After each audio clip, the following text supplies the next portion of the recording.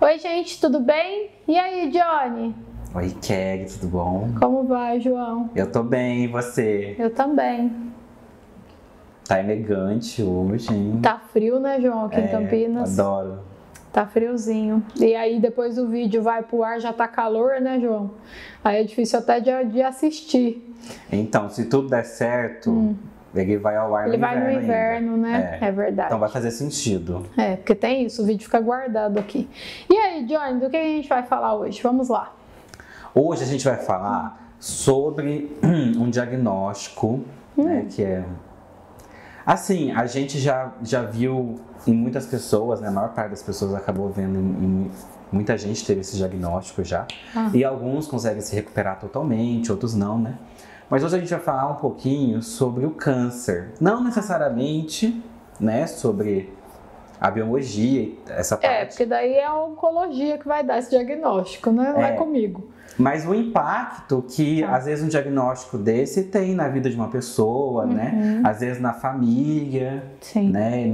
Enfim, no pessoal que cerca, né? Entendi.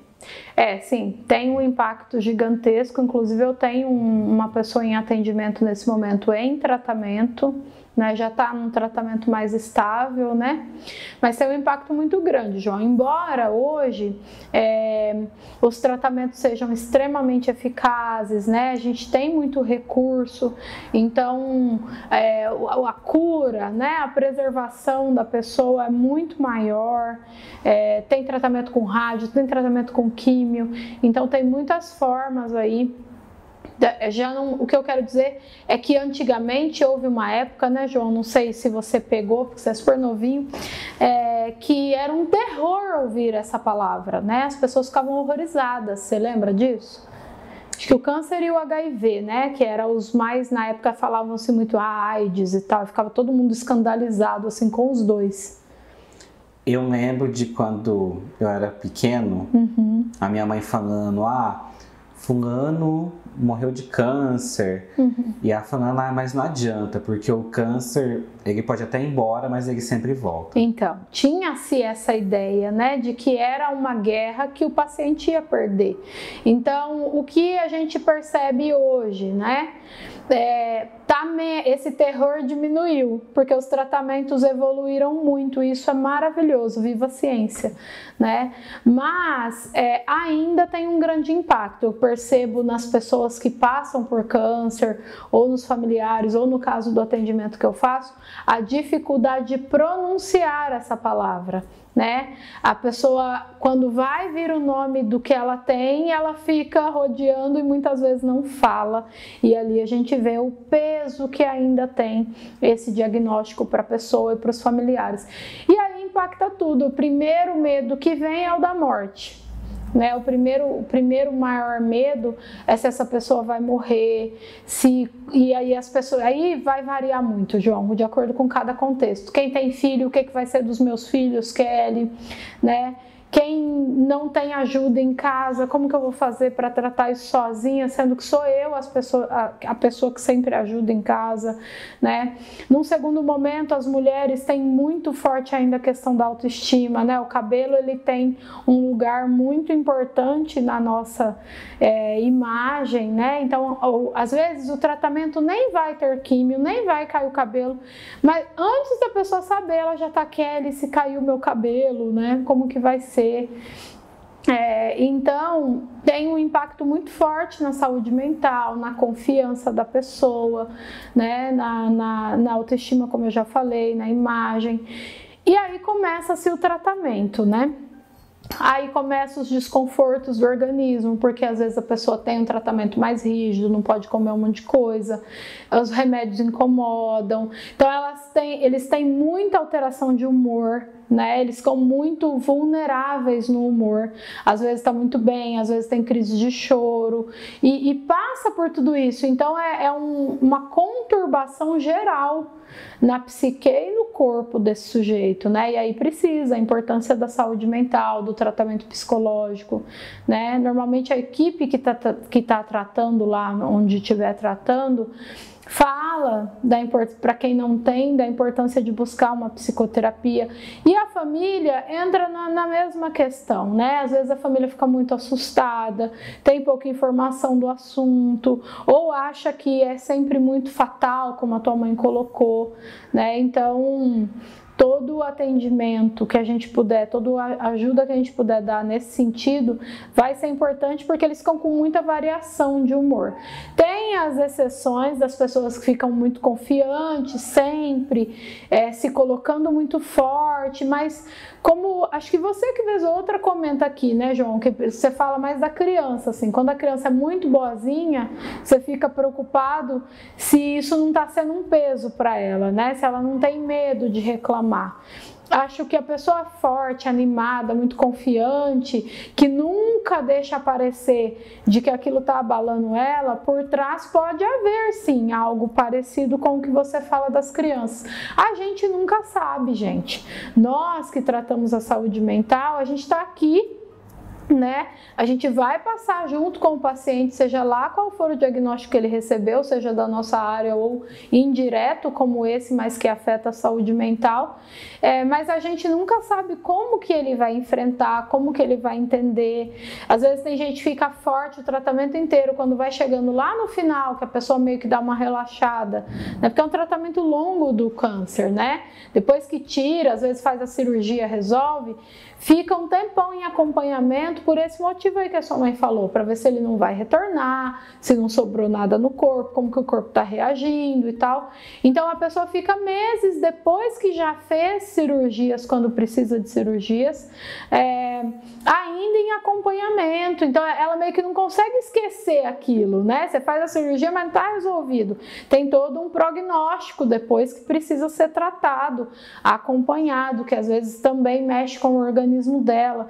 E então, às vezes lá na fase final, quando ela percebe que o perigo maior já passou, aí ela permite que haja o desmoronamento emocional, né? Meio que assim. E aí vem o choro, né? Pode vir os momentos de depressão. Então é um pouco de uma caixinha de surpresa, viu, João? Eu diria. Então, esse daí que você falou, já vi muito isso, a família ficar muito mal. Sim, com muito medo, né? Sim, e a pessoa se sente responsável por fazer eles ficarem bem. Esse peso, né? Eu preciso estar bem para eles estarem. Você já tá carregando o diagnóstico. E aí, tipo, ela tá o tempo todo falando: não, mãe, eu tô bem, não, mãe, eu tô melhorando e tal. Você já viu casos assim? Já vi casos assim, já vi, às vezes, uma mãe falando pro filho, né? Não, filho, eu tô melhorando, vai ficar bem e tal. Tem um caso na minha família de uma tia-avó minha que faleceu, né? Sim. Por causa do câncer. Tá.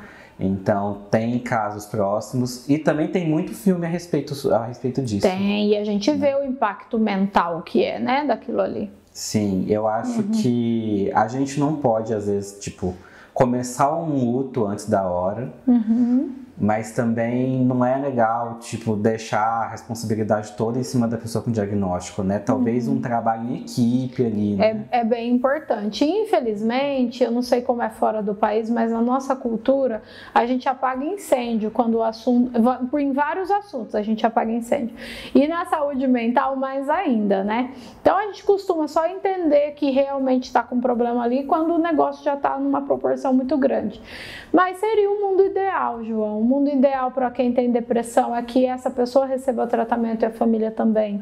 O mundo ideal para uma mãe com dificuldade com os filhos é que essa mãe receba tratamento e a família também.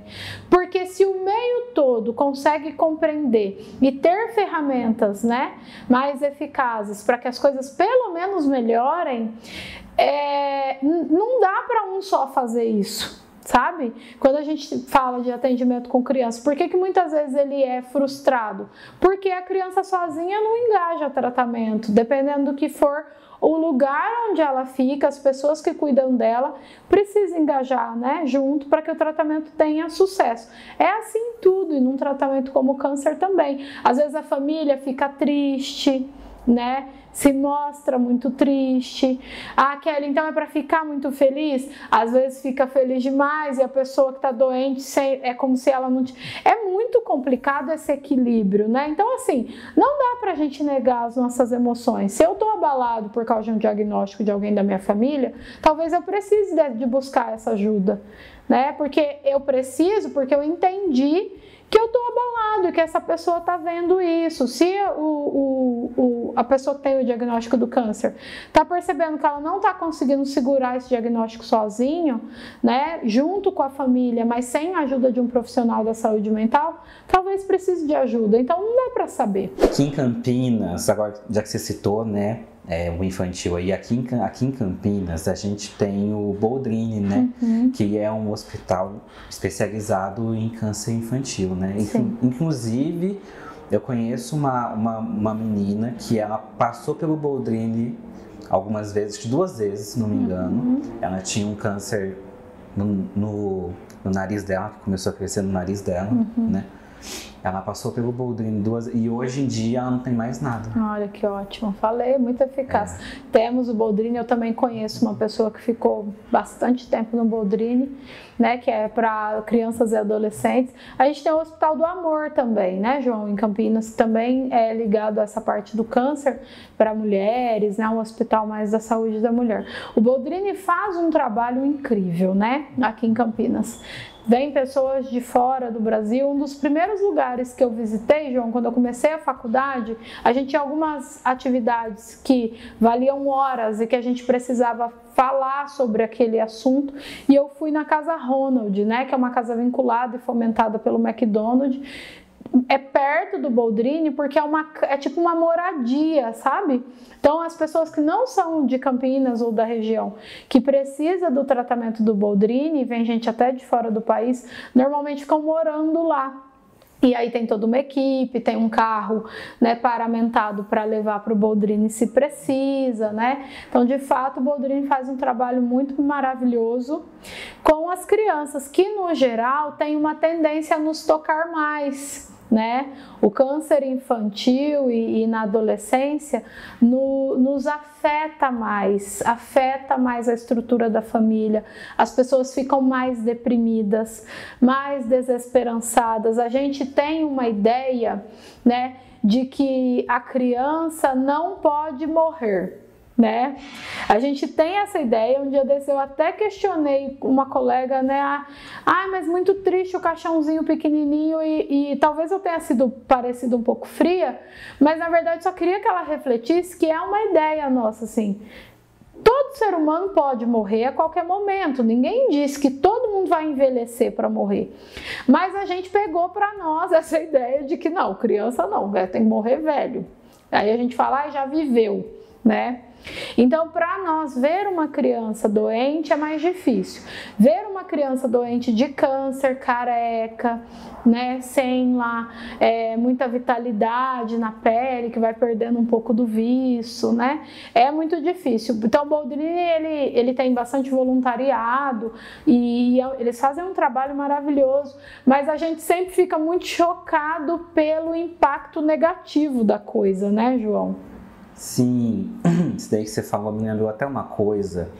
Tem uma história que ela foi feita para história em quadrinhos, mas também tem uma série dela que é Sandman, se chama Sandman. Eu acho que tá na minha lista, você já deve ter falado disso comigo, sim, né?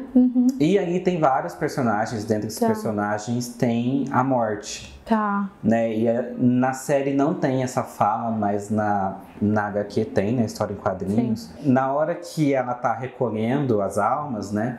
Tem uma hora que ela vai e pega um bebê do berço. A morte pegou, deu ruim, né?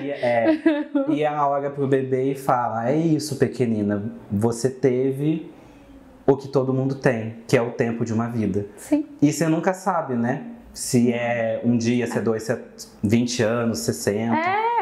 A gente que entendeu que tinha que envelhecer, assim, da nossa vozes da nossa cabeça. Eu acho que o impacto do diagnóstico é que as pessoas muitas vezes encaram ele como, tipo, olha, é o final aqui.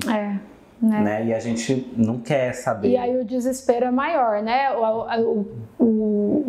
bicho homem tem muito apego à sua cria, né, ao seu filho, e aí aquilo representa um impacto muito grande. Para quem mora longe de Campinas e precisa do Boldrini para um tratamento eficaz, é o que você falou, vem uma pessoa da família e a criança. Então isso também é difícil, né? A galera que fica lá, fica naquela incerteza do que vai ser, e a família aqui em partes apenas, mexe com toda a estrutura familiar, estrutura financeira, é muito complicado, né? E com certeza precisa dos profissionais. Quando eu fui lá, tinha pessoas da psicologia, foram eles que me receberam, fui na Casa Ronald, tá? Não no Boldrini. E as meninas da psicologia contam como que é o dia a dia lá. Aí você vê as crianças, eu acho que eu já devo ter falado disso aqui no canal, lá nos primórdios. Aí as crianças ligam música alta, elas dançam, sabe? E é interessante ver a criança, quando eles estão bem, né? Porque o tratamento tem os momentos que eles são só crianças, então eles estão brincando, estão dançando e rebolando lá. Aí você vê a mãe mais de canto, mais calada, mais cabisbaixa, né? Então, para nós da saúde mental, a gente entende o nosso papel ali, né? Que é um papel de conforto, que é um papel de escuta, de compreensão, que é um papel de ajuda para reconhecer, né? Olha a sua filha hoje. Vamos reconhecer esse momento, porque às vezes a pessoa está tão imersa ali na sua dor que ela não tem força para brincar com a filha quando ela tá bem, né? Eu não atendo criança e eu já tô quase chorando, é por isso. Eu falei um dia desse aqui no canal de novo, porque eu entendo. Porque quando é criança a gente fica muito mais tocado mesmo, né? É muito mais difícil para nós entender que a gente não vai se desenvolver, que esse desenvolvimento vai ser ceifado. Mas é como eu disse, por outro lado, não existe nenhuma regra de que a gente vai envelhecer, não. A gente pode morrer mesmo criança, bebê, às vezes não nasce, né? E o nosso apego chega na nossa frente e aí a gente sente dor. Ok, o que você diria para alguém que às vezes recebeu um diagnóstico recentemente, ou alguém da família recebeu? É tudo isso mesmo que a gente veio falando, né, João? Se recebeu o diagnóstico e identificou que precisa dessa ajuda de um profissional da área da saúde mental, busque a psicoterapia, né? Dentro das possibilidades dos consentimentos médicos, se puder fazer algum tipo de atividade que vai ajudar, faça, né? Busque estar com as pessoas que você gosta, a família, os amigos, os lazeres, tem uma força gigantesca na nossa saúde e no nosso sistema imunológico, né? Então, dentro aí do que o médico permitir, aproveite a vida. E se for um quadro mais deprimido, com mais dificuldade de aceitação, ou que seja para a família ou para a pessoa que recebeu o diagnóstico, é realmente buscar um profissional da nossa área de saúde mental, sim. Certo? Busquem ajuda, a gente está aqui para ajudar, para acolher, para dar a escuta necessária, né? E no geral a gente tem grandes progressos e o tratamento do câncer, como eu disse antes, também hoje é muito eficaz. Certo, Johnny? Certo. Temos um vídeo? Temos. Então tá bom. A gente vai terminando por aqui. Eu vou pedir para vocês seguir a gente nas nossas redes sociais, a minha, ao João, tá? Se você estiver aqui pelo YouTube ou lá pelo Spotify. O meu Instagram é kellysouza_psi e o seu, Johnny? O meu é joão.claquete com K no começo. Isso mesmo. E a semana que vem a gente está de volta. Curta o vídeo para nós, compartilhe com quem precisa. Um beijo e até lá. Tchau, tchau. Tchau, João. Tchau, Kelly. Tchau, tchau.